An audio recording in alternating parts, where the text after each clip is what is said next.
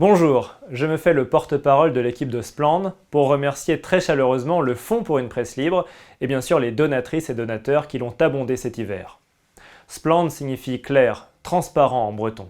À l'instar de Disclose, notre parrain, c'est un média créé par des journalistes qui fonctionne comme une ONG. D'une part, notre comité éditorial est 100% bénévole, tout comme les petites mains chargées du site web, des événements publics ou de remplir des dossiers administratifs.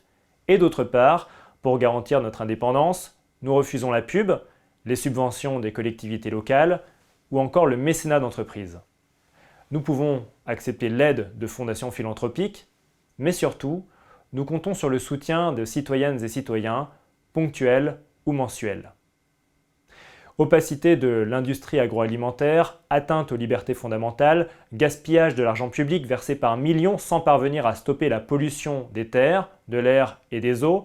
Notre objectif est de travailler sur des sujets sensibles, d'éclairer des zones d'ombre en Bretagne pour raconter l'envers de la carte postale. Ce, en dépit des tentatives d'intimidation subies par Morgane Large ou Inès Léraud, cofondatrice de Spland. Pour cela, nous salarions des journalistes, pour certains britophones, qui produisent en binôme des enquêtes au long cours. Puis nous diffusons leur travail sur notre site, ainsi que chez des médias partenaires sur différents supports. Le tout en français et en breton, ce qui est très rare pour de tels contenus.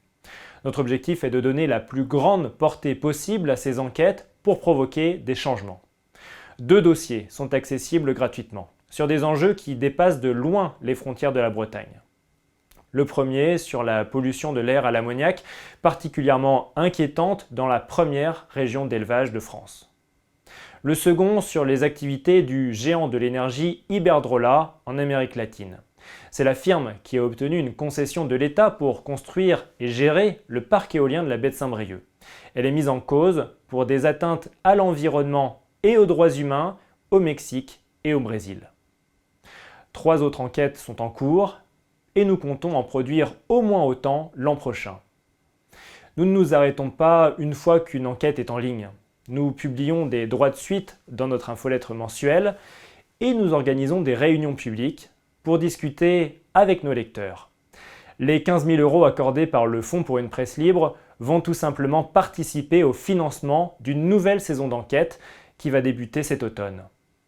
Journalistes, dessinateurs, géomaticiens, avocats conseils, l'investigation coûte cher et elle ne rapporte pas. Merci de nous aider à relever ce défi.